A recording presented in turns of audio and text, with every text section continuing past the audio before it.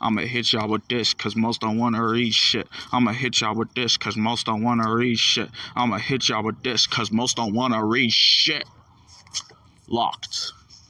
reVView. Bill Skarsgård.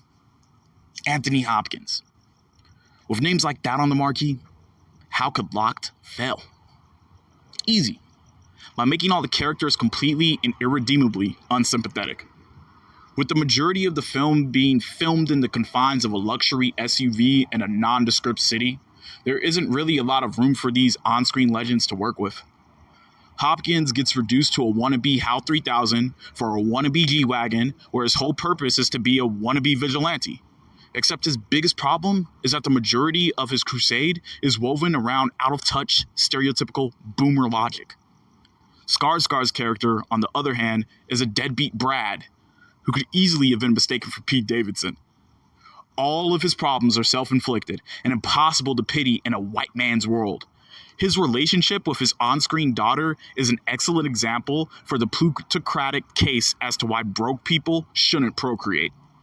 A person could watch this film and just see how the trauma his daughter suffers from being this deadbeat Brad's offspring is going to churn out more of the same normalized dysfunction in Western society that should create a vigilante or two of Hopkins' character's caliber.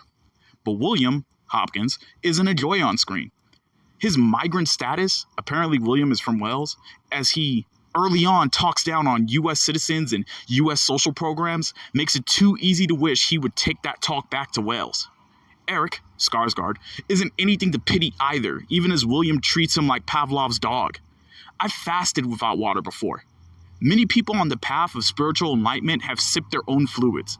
I've broken and entered into cars to find refuge from the elements.